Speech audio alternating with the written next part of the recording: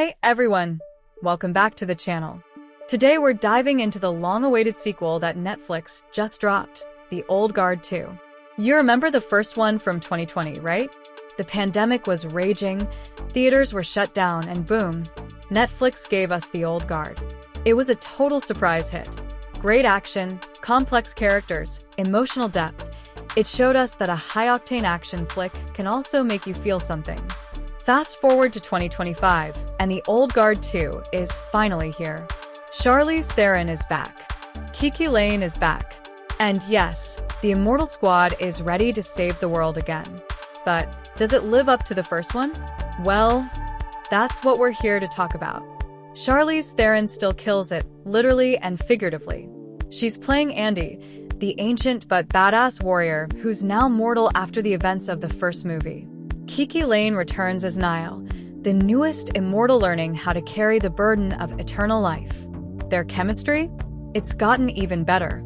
You can feel a stronger bond between them this time around, and it adds warmth and humor to the story. The action sequences? They're solid. The movie opens with an absolutely wild set piece on the Croatian coast, or Lake Como, really.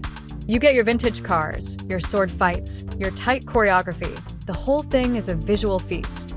The direction by Victoria Mahoney is polished.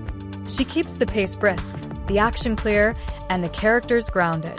And shout out to the stunt team and cinematographer Barry Ackroyd. They bring that gritty, kinetic energy that fans will appreciate. Now, let's talk about the newcomers.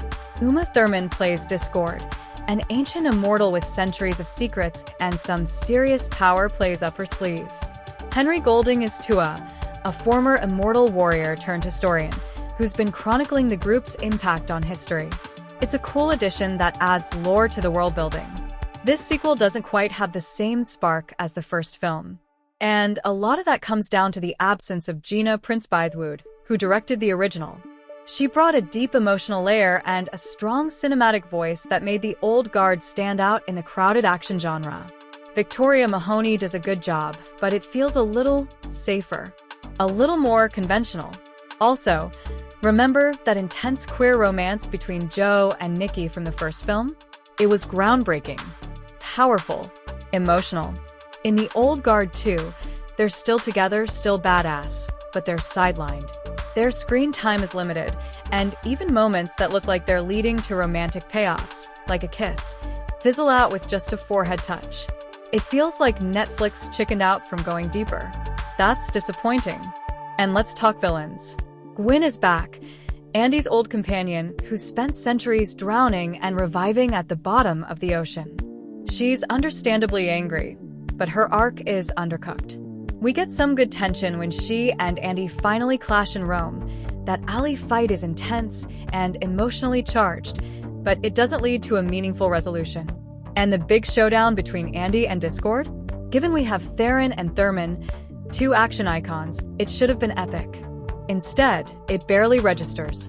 There's also a lot of setup for a third film, especially with the cliffhanger ending at a secret nuclear facility in Indonesia. But it makes you wonder, did they hold back too much just to build hype for a finale? Still, despite its flaws, The Old Guard 2 isn't a bust. It's a better-than-average streaming action flick. It has emotional moments, real stakes, some fun mythology, and a cast that really commits. Charlize Theron brings soul and steel. Kiki Layne is stepping into her own as a lead, and the themes of grief, duty, and immortality are still present.